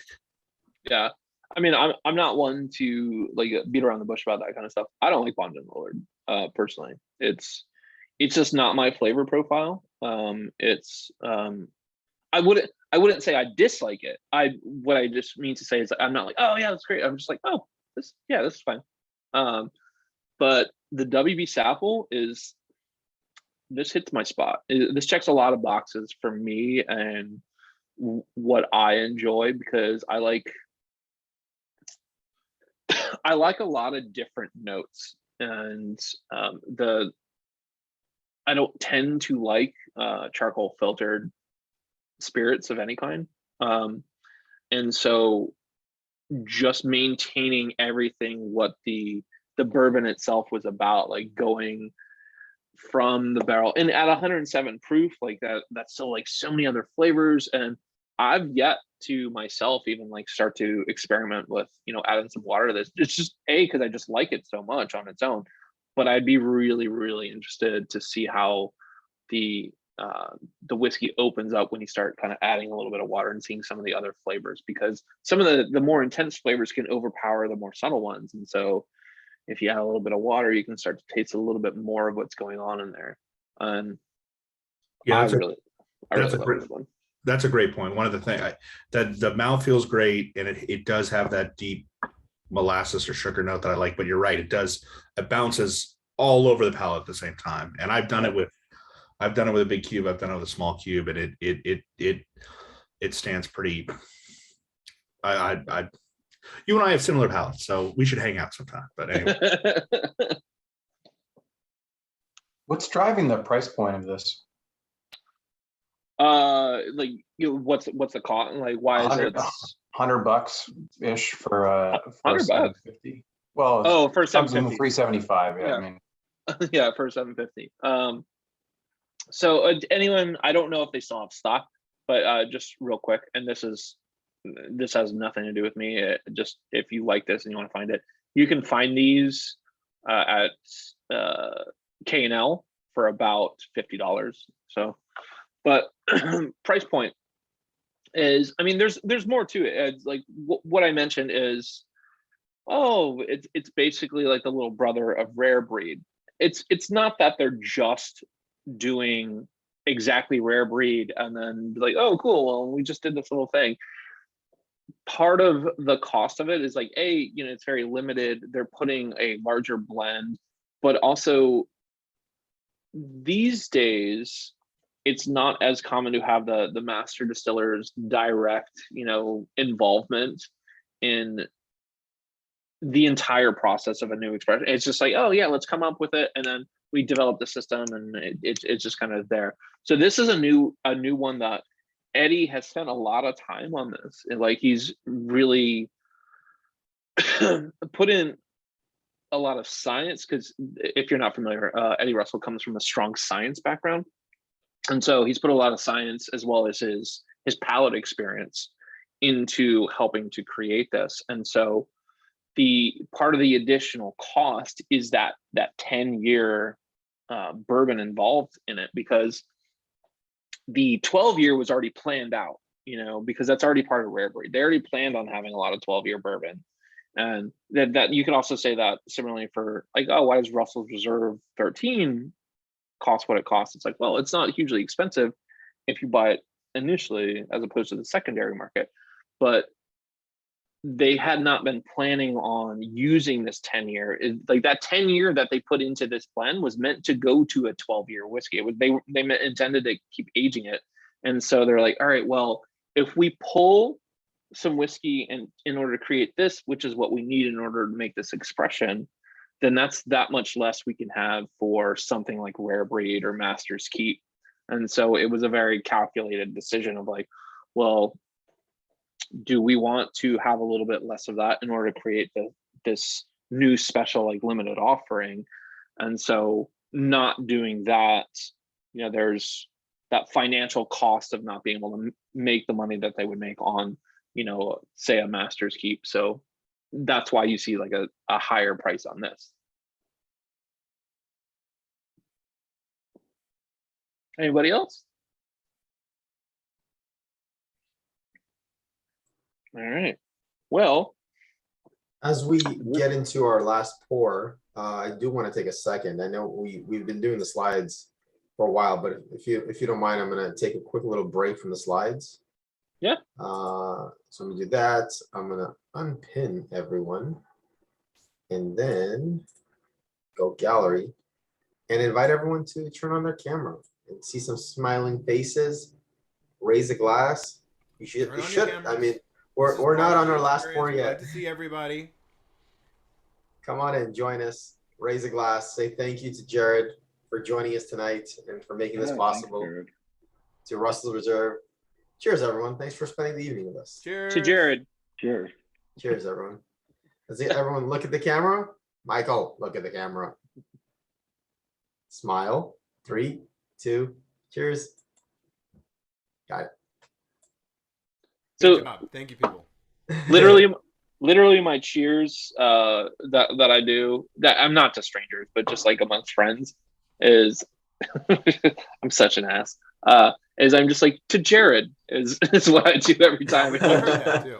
I'm like, oh. I was wondering who said that. No, that's me. Even to the point where I moved away from Austin. Most of my closest friends still live in Austin. Moved away from there, and every once in a while I get a text, and they're just like, "So we just did it so much. We just sometimes we don't even think about it." And they're like, "We just cheers to Jared, and you weren't even here." And I was like, "Yeah, all right, sounds good to me." But I will tell you my real one. My actual cheers, when I'm being serious, is may the best of your past be the worst of your future. That's good. It's an old Irish one. Yeah, So the Irish toasts are some of the best. we did a poll of the Russell's lineup that we tasted tonight. You want Yeah. to guess on what you think was the favorite one of the night? My favorite was not yours. I'm if I want to guess, like I will say the Russell's Reserve single barrel rye. Okay. Are you locking that in? Is that Say your it's gonna final be answer? evenly split, Vadim. Oh, I'm gonna say that. My person, like I'm split personally between the single barrel rye and the WB Saffel, but I definitely lean far more towards the Saffel. But those are my top two. Okay. And the results are in. Everybody voted. 3, 2, 1. Results are 6 votes for Nice. single barrel bourbon, 6 votes for WB Saffel, 4 for single barrel rye. It's not too far behind. And then 3 for Bond and Lillard and 2 for 6-year rye. But I think that is unfairly discriminating against the 10-year because the 10-year was really freaking solid. So for me, the 10-year it's good to like kind of sip on. Like I think where the 10-year shines for me personally is a stirred spirit forward cocktail. I think that's where it works the best in my personal opinion. Like is your Boulevardier, a Manhattan. Manhattans are often rye based, and that's certainly something to consider. But just any spirit that uses, or excuse me, any stirred cocktail that uses a bourbon as a base, I think it works really, really well there. Also, even just shaken into a cocktail, if sometimes you start to lose a lot of the character of a spirit, like if it's more very, very citrusy, but there are some like drier ones that are not super citrusy. I'm a big fan of a scofflaw personally. I don't know if any of you have had that. It's essentially a whiskey sour, but instead of just regular simple, you use grenadine, and then the addition of a little bit of dry vermouth. So it dries it out. It's not as tart. It's for me, I prefer a scofflaw over a whiskey sour almost any day. Yeah, I was thinking Gold Rush along the same lines as, don't just do simple, do something. Yeah, just one little tweak. It's what we in the biz, when I was still a bartender, we call the Mr. Potato Head method. It's just like you change one little thing and you have like a new cocktail. And it's just like, oh well, I'm using simple syrup in this. What if I use some other sort of sweetener? Or it's like, what about instead of a sweetener, instead of a syrup, I use some sort of sweetened liqueur. And if you look at all the cocktails, they're pretty much divided into about 6 to 8 different categories, and they're just all variations on the same thing. There's some outliers, but like in general, don't ever drink a Blood and Sand though. That's awful. Sorry if anyone who likes a Blood and Sand. I can't stand them. Okay, What's a Blood and Sand? Why does everybody hate it? The surprise bottle, and are we ready to go there yet? Because I want to talk about it. Sure. Yeah, we'll talk about that. Blood and Sand is a cocktail, equal parts orange juice, sweet vermouth, cherry hearing, which is a cherry brandy, and scotch. It's fucking gross. Thank you. So anytime that with a virtual tasting with Vadim and anything that comes up surprise, I get nervous as hell. First of all, I don't want to get suckered into a Crown Royal sort of concoction medley of who knows what. This does not smell like it. It does smell like it was finished in a sherry butt or some sort of Oloroso cask. It is really amazing. The nose is exceptional, so I'm going to throw that out there. Jason, what do you think? I'm going to say Like I'm a saying it's cognac, finished in a barrel. almost. Yeah, I mean, you're either So just- talking about cognac itself or something that's really Cognac. got some fruit influence on it. And it smells like it's just like cognac. Yeah, Yeah. but man, it's just velvet on the nose. So I'm a big cognac fan, so oh, interesting. Smells like Edgar. dicks. Ooh, yeah. Armagnac. Edgar, that's something I will definitely reference. I just saw your comments in the chat. Sorry if I hadn't been replying to any questions people might have asked in the chat. When my screen is I'm sharing my slideshow, I can't see the chat. But Edgar, I just saw yours pop up about Armagnac, and that's definitely, you're on the right track. It is a cognac. I'm not like trying to like but the Armagnac comment by Edgar is pretty spot on, and I'll tell you why in a moment. Here, I'll share. I feel like I'm cheating because I realize what it is based on the last tasting, but I won't give it away. But I'm very excited. Oh well, I mean, it's a cognac, everybody. Hey. Slideshow. All right. So what you have in your glass is Biscuit and Dubochet. Not Biscuit and Debauchy, but the years I lived in Texas definitely wanted to make me say that for sure. So it is a cognac. I'll just kind of breeze through these pretty quickly, and if you have any questions, I'm happy to answer them. The brand itself, a lot of people are not familiar with it, Biscuit and Dubochet, but as you can see here, it's actually founded in 1819, so it's over 200 years old.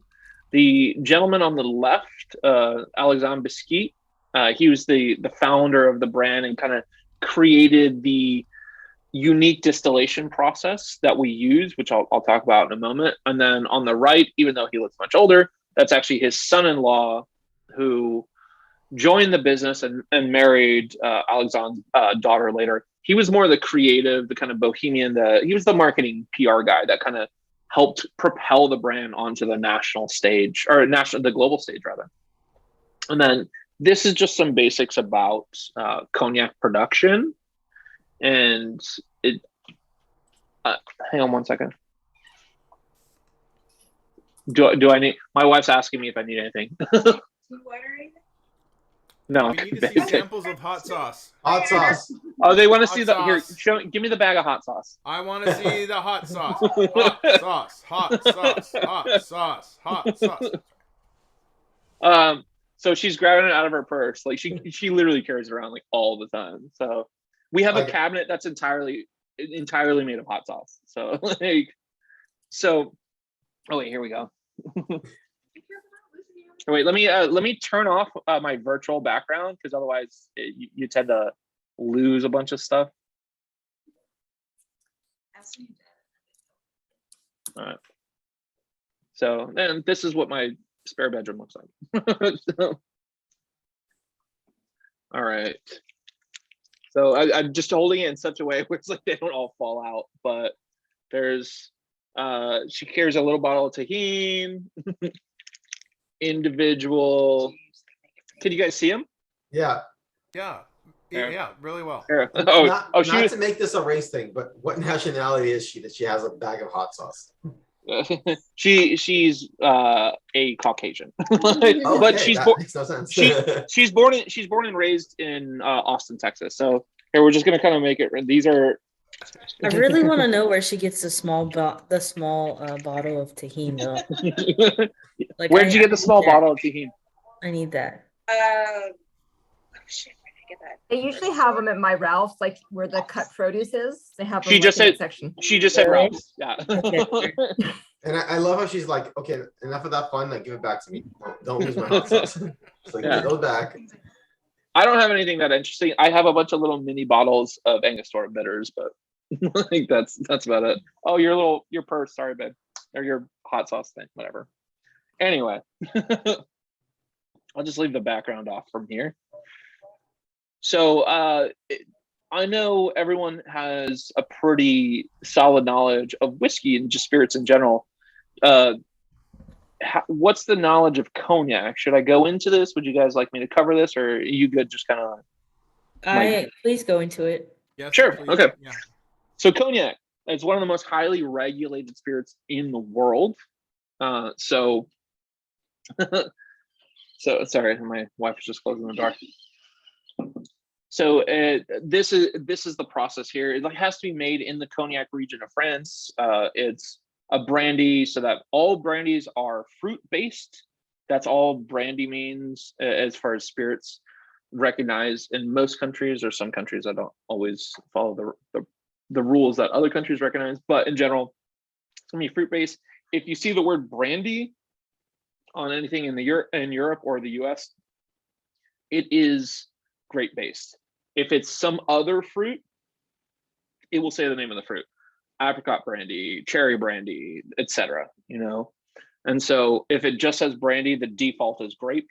And so cognac is a grape brandy from the cognac region of France, and it has to follow a lot of guidelines. You can't just make a grape brandy in the cognac region and it's automatically a cognac. You have to follow a lot of other parameters. So some of which are, as you can see here on the slide, the grape harvest. And Uni Blanc is the primary grape that you use in cognac. There's 7 overall, but it's like 95% of it is Uni Blanc. And then you can see some of these others. It's harvested starting in it's harvested September, October. Production, as far as like fermentation and then distillation, as you can see here from the double distillation, is this slide says the process starts in November. That's like November 1st. So, and it must end by March. So if it's made a day before or a day after, it is not a cognac, even if you follow every single other rule. So the fermentation process there, like once you press the grapes, ferment them, you get the sugars. Sugar is what attracts yeast, which is what makes alcohol. And then by law, it has to be double distilled. This does not mention it. It also has to be direct fire. Most stills these days in like modern spirits production use either indirect heat, be that like they're heating, like superheating water, or some other method. This is a direct fire onto the still itself because that's the traditional method. And so this is part of the cognac has an AOC, and AOC is a designation from the French government that recognizes agricultural products that are specifically tied to a certain tradition in a certain region. There's AOCs for wine, for cheese, for cognac. Obviously, one of the most famous other ones besides cognac is champagne. That's also an AOC. Has to be aged in oak, specifically French oak. There are 2 kinds you really use, Limousin and Tronquet. French oak versus American oak, it's the grain is much tighter in French oak, so you get different flavors. You tend to not char as much with French oak as toast. It adds a lot of vanilla and tannins because of that tighter grain, as opposed to the looser grain of American oak, which allows the spirit to seep in a bit more and pull out more of the wood sugars, as well as the vanilla and like baking spices. But if you notice, a lot of American whiskeys are not as tannic. And then, so blending is really the art of cognac, where it kind of comes into its own, because the cognac production is so involved from there are very few estate cognacs. I actually can't think of a single one offhand, and the ones that are are very, very small scale. It's very much done as like there's one person who's a grower who then works with a distiller who then works with a cognac house, and then that cognac house will house all of the cognac and then age it and then taste it and then figure out the different blends that they want to do. So that's sort of the basic of cognac. And because of all that, because of like all that regulation, and you know, there's matters of time and temperature and like all these things, like lots of parameters, because it's so regulated, it tends to be a little technical and a little clinical. Like it's been 5 hours into the distillation, flip that switch and it's 6 hours, like turn that knob, you know, that kind of thing. Our distillation, and this is the distillation process that Alexandre Bisquet, the founder, created back in 1819, and it's still the one we use now. It's much more intuitive and emotional, as you're using your sensory evaluation rather than just, you know, numbers on a paper of when to flip a switch. So basically what happens is there's, in distillation of any spirit, is you have your heads that are not always the best chemical compounds and the flavors you want to get. And then your hearts are where you tend to focus on for a lot of spirits. And then the tails, there's supposed to be a diminishing return. And then you go to tails, and then there's these other chemical compounds that, you know, add aromas and flavors that you might want some of that, but not too much. And so it's a bit more parabolic than this suggests. So what do we do that's different? Every other major cognac on the market, what they do is just like, at that certain point, it starts diminishing, get to tails.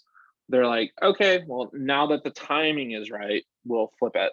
And what we do is smell it, eye it, you know, taste it, make sure it's got the right characters we're looking for.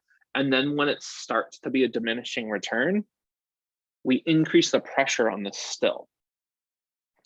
Now, what does that do? You increase the pressure. That means you change the boiling points. It basically at that point becomes vacuum distillation. Distillation is all about, it's at its most fundamental level, it's about boiling points. It's like the difference of water versus alcohol and what's going to boil first and what's going to be, you know, passing on in the vapor and what's going to be left in the still. And by changing those temperatures, you adjust those, or excuse me, changing the pressure, you adjust those boiling points. What that means is that allows you to capture aromatics and flavors and like perfumes, basically, that, and this is what you see more in the perfume industry rather than the spirits industry. That's what Alexandre Bisquet relied on. He was just like, I'm going to look at what they're doing with perfume making, which is why, if you nose it, it's got really strong, like fruity and floral bouquet. It's got fig and plum and cocoa, and there's a really, really prominent rose quality that you get on it, or that I get on it.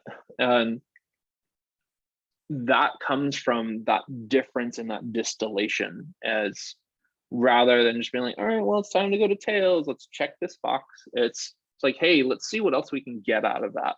And that's because it's just like, hey, we want the grapes to shine, because a lot of cognacs is, if you just get to that hearts and that's all you do and then you stop, pretty much all your flavor is coming from your wood, and you're not getting a lot from the grape itself. But if you do what we're doing and you adjust that pressure, you get more of those flavors, as fruity, like aromatic, like citrusy, floral notes from the grape itself, from the distillate itself, like into the final product.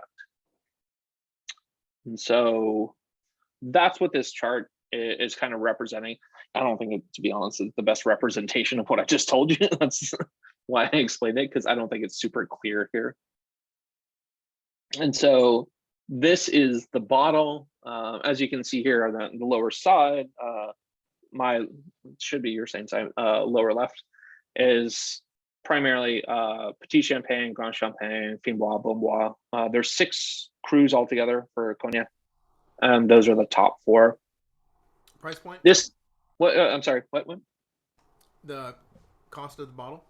Oh, retail you can find it about $60. Really good.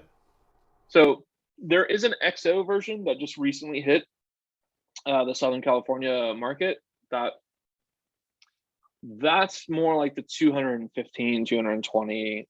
If you're not familiar, XO as far as aging, that you don't use age statements in cognac. It's what they use, what's called the comp system, which is VS is sort of the standard entry level for every brand, like every key brand, Hennessy, Remy Martin, Martell, Cavassier. Those are the big four. All of those, every guy, like VS stands for very special. That means it's aged minimum of 2 years. That's the standard. Our flagship is VSOP, which that comp is 6 years, or excuse me, 4 years. And XO used to be 6, but they about 3 years ago they adjusted it to it's got to be aged at least 10 years. So we've got a VSOP and an XO. We do make a VS just for complete clarity there, but that's not in the American market. That's primarily for South Africa, because South Africa has a very, very strong brandy tradition that's actually very tied to the cognac region, which I get happy to tell you that tangent in a moment if anyone's curious. But the cognac itself, lots of baking spices, apricot. And Edgar, I did want to come back to what you were saying before, where you had mentioned Armagnac. That is part of the distillation process that I mentioned, where it's like, as opposed to just like cutting the tails, it's like adjusting that temperature and trying to get more out of the hearts and trying to get some of those flavors you would be wasting otherwise. That's what you see in Armagnac. There's a key difference in Armagnac. It's just a different region, brandy making region of France, which is actually older as far as brandy than cognac. Just cognac became more famous. Still uses Uni Blanc primarily, some different varietals, but Armagnac is column distilled rather than pot distilled. And they go a little bit into the tails, so they have a more rustic kind of character to it. Like it's more robust, like full of flavor, very in your face, which the nose of this is to me very reminiscent of an Armagnac, but then on the palate it's much more delicate. It's like it's softer than the nose would suggest. But yeah, I mean, you can see it says honeysuckle, citrus, and mango. So because of that age, you're gonna have those tropical like fruit notes and sort of these floral elements. This one, good for neat, serving neat, serve it on the rocks. I've seen it in a couple cocktails. One that I particularly enjoyed, it was actually in a kind of tropical style cocktail that was mostly this, a little bit of Appleton Estate rum, a bit of cinnamon syrup, pineapple juice, lemon juice, and Angostura bitters. It was really freaking good, actually. So.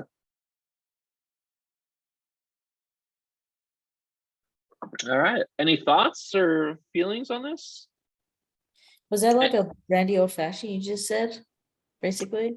No, it was a shaken cocktail. So it had pineapple juice, lemon juice, cinnamon syrup. Oh yeah, there was also a little bit of Ancho Reyes, so like a little bit of like pepper liqueur in it. Nice. I'm sorry, what? Nice. Yeah. So it was like it was more of a kind of tiki style cocktail than it was anything else. And I thought that was really good because I personally think that brandy is underutilized in cocktails, and it tends to be when you see it, it's either a sidecar or like a stirred spirit forward cocktail. And I think there's just a lot more you can do with cognac specifically and just brandies in general. Well, great brandies in general. Any questions? It's good stuff. Really smooth. Yeah.